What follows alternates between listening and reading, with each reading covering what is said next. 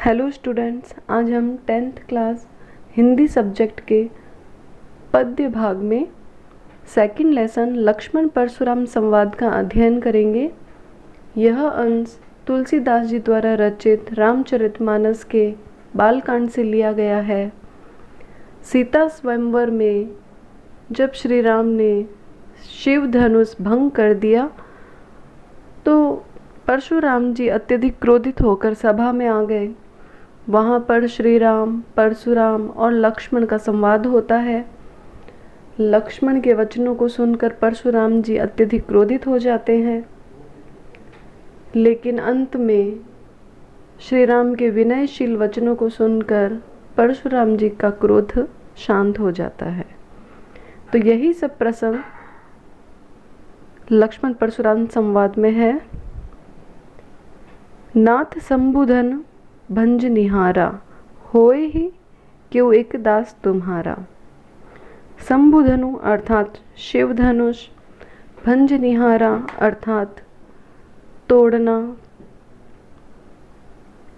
होए ही अर्थात होगा। श्री राम जो है परशुराम जी को कहते हैं कि हे नाथ, शिव धनुष को तोड़ने वाला कोई आपका दास ही होगा। आयसु कहा कहिय किन मोही। आयसु अर्थात आज्ञा, किन अर्थात क्यों नहीं, मोही अर्थात मुझे। श्री राम परशुराम जी को कहते हैं कि आयसु कहा, आप आज्ञा दीजिए।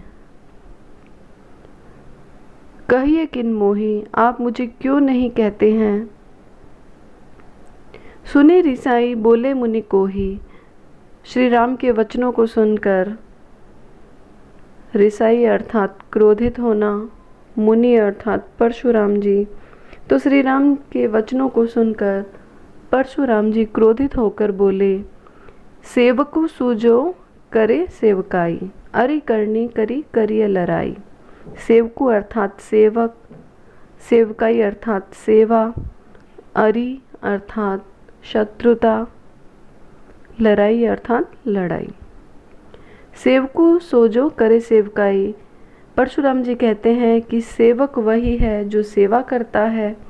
अरि करनी शत्रुता करके, करी करिए लड़ाई, और मुझे शत्रुता करके तुम लड़ाई के लिए ललकार रहे हो। सुनहु राम जेहि शिव धनु तोरा, सहस बाहु समसो रिपु मोरा। शिव धनु अर्थात शिव धनुष, सहस बाहु अर्थात सहस्त्र बाहु, रिपु अर्थात शत्रु। परशुराम जी क्रोधित होकर कहते हैं, सुनहु राम, हे राम सुनो, जेहि शिव धनु तोरा, जिसने शिव धनुष को तोड़ा है। सहस बाहु समसो रिपु मोरा, वह सहस्त्र बाहु के समान मेरा शत्रु है। सो बिलगाऊ बिहाई समाजा, न त मारे जेह ही सब राजा। बिलगाऊ अर्थात अलग होना, समाजा अर्थात समूह। तो परशुराम जी कहते हैं, सो बिलगाऊ बिहाई समाजा, जिसने भी शिव धनुष तोड़ा है वो यहाँ सभा में उपस्थित राजाओं के समूह से अलग हो जाए। न त मारे जेह ही सब राजा, नहीं तो यहाँ पर उपस्थित सभी राजा मेरे द्वारा मारे जाएंगे। सुनी मुनि बचन लखन मुसुकाने, बोले परशुधरी अवमाने। मुसुकाने अर्थात मुस्कुराना, परशुधर ही अर्थात परशुराम, अवमाने अर्थात अपमान करना। सुनी मुनि बचन, परशुराम जी के वचनों को सुनकर लखन मुस्काने, लखन मुस्कुराते हुए, बोले परशुधरे अवमाने, परशुराम जी का अपमान करते हुए मुस्कुराकर बोले, बहु धन हुई तोरी लरिकाई, कबहु न असिरिस किन्ही गोसाई।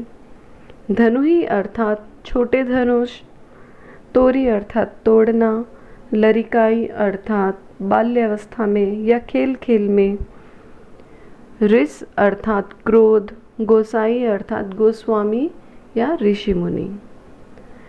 तो लक्ष्मण कहते हैं कि बहु धनु ही तोरी लड़काई कि हमने बाल्य अवस्था में खेल खेल में ऐसे बहुत से छोटे छोटे धनुष तोड़ दिए। कबहु न असी ऋष किन्हीं गोसाई, लेकिन कभी भी किसी ऋषि मुनि ने हम पर इस तरह से क्रोध नहीं किया। एही धनु पर ममता के ही हेतु सुनी रिसाई कह भृगकुल केतु। एही अर्थात इस के ही हेतु अर्थात किस कारण से, भृगकुल केतु अर्थात भृगकुल वंश के श्रेष्ठ पुरुष अर्थात परशुराम।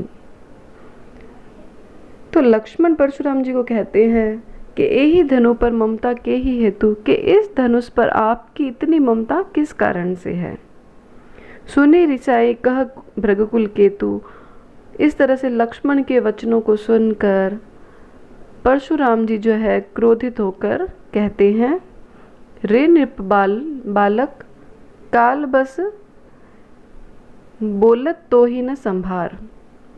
धनु ही सम त्रिपुरारी धनु विदित सकल संसार। रे नृप बालक काल बस, नृप बालक अर्थात राजपुत्र, काल बस अर्थात काल के वश में होना, संभार अर्थात संभल कर या सोच समझ कर।